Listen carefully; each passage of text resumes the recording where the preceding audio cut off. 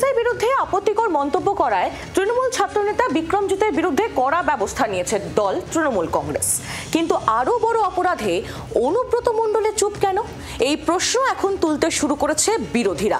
কিন্তু তৃণমূল বলল, পুলিশের এখতিয়ারভুক্ত কোনো বিষয়ে দলের কোনো মন্তব্য নেই। একই থানার একই অফিসারের নামে গালমন্দ করে অনুব্রত বহাল তবিয়তে, আর তৃণমূল ছাত্রনেতাকে নিয়ে পুলিশের টানাটানি। সিউড়ি থানায় প্রায় 2 ঘন্টা ধরে জেরা। বীরভূমের ছাত্রনেতাকে 6 বছরের জন্য সাসপেন্ডও করে তৃণমূল। এবার সামনে এলো শাসক দলের ছাত্রনেতার বিরুদ্ধে পুলিশের শতপ্রণোদিত অভিযোগ। বিক্রমজিতের বিরুদ্ধে পুলিশের অভিযোগপত্রের কপি জি 24 ঘন্টার হাতে। পুলিশের শতপ্রণোদিত অভিযোগপত্রে লেখা হয়েছে, আইসি বোলপুরের নামে সোশ্যাল মিডিয়ায় অবমাননাকর মন্তব্য করেছেন। ভিডিওটিতে আপত্তিকর অশ্লীল মন্তব্য, গালিগালাজ করা হয়েছে। উদ্দেশ্য প্রণোদিত মন্তব্যে পুলিশের মর্যাদাহানি হয়েছে এবং জনমানসে বিভ্রান্তি তৈরি হয়। এ ধরনের মন্তব্য পুলিশ অফিসারের নিরাপত্তা এবং মনোবলে আঘাত করে। বিশৃঙ্খলা তৈরি হয়, যা আইন শৃঙ্খলাকেও প্রভাবিত করে। বিক্রমজিতের বিরুদ্ধে মামলা রুজু করেছে পুলিশ। বিক্রমজিতের বিরুদ্ধে আনা হয়েছে বিএনএস 224 নম্বর ধারা। সেই ধারা অনুযায়ী সরকারি কর্মচারীর কর্মকাণ্ড প্রভাবিত করার জন্য আঘাতের হুমকি, শাস্তি 2 বছর পর্যন্ত কারাদণ্ড বা জরিমানা। অভিযোগ আনা হয়েছে বিএনএস 132 নম্বর ধারাতেও। তাতে সরকারি কর্মচারীকে তাদের কর্তব্য পালনে বাধা দিতে বল প্রয়োগ।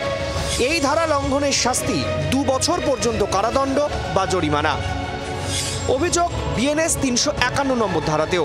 তাতে অপরাধমূলক ভীতি প্রদর্শন, কোনো ব্যক্তির সুনামকে ক্ষতি করা বা ইচ্ছার বিরুদ্ধে কাজ করতে বাধ্য করার অভিযোগ। এই ধারা লঙ্ঘনে 2 বছর থেকে 7 বছর পর্যন্ত কারাদণ্ডের শাস্তি হতে পারে। বিরোধীদের অভিযোগ, বিক্রমজিতে সক্রিয় হলেও পুলিশ অনুব্রততে নিষ্ক্রিয় কেন? তৃণমূলের দাবি, পুলিশের এখতিয়ারভুক্ত বিষয়ে দলের কোনো মন্তব্য নেই। দেখুন, অনুব্রত মণ্ডলের বিরুদ্ধে ব্যবস্থা নেওয়ার ক্ষমতা নেই, কারণ এই অনুব্রত মণ্ডল জেলে থাকা অবস্থায় কারো নাম নেননি। এখন যদি ব্যবস্থা নেয় তৃণমূল কংগ্রেস, অনুব্রত মণ্ডলের মুখ থেকে যদি নাম বেরিয়ে যায় মুখ্যমন্ত্রী বা মুখ্যমন্ত্রীর পরিবারের কারো, তাহলে তো আগামী দিনে সিবিআই ইডি তাদেরকেও টানাটানি করবে। স্বাভাবিকভাবে এটা একদম দেয়া নেওয়ার ব্যাপার আছে। তুমিও বাবা আমাকে কিছু বলবে না, আমিও তোমাকে বাবা কিছু বলবো না। এটা সম্পূর্ণ পুলিশ প্রশাসনের ব্যাপার। নেট ঠিক ছিল কিনা, সার্ভার ডাউন ছিল কিনা তো জানি না, ফলে ওটা ঠিক কি কারণে কি হয়েছে তো পুলিশই বলতে পারবেন, আমি বলতে পারবো। ভোটমুখী বাংলায় অনুব্রত হোক বা বিক্রমজিৎ, দুজনই যে দলের বিড়ম্বনা বাড়িয়েছেন তা স্পষ্ট। বীরভূম থেকে প্রসেনজিৎ মালাকারের রিপোর্ট, জি 24 ঘন্টা।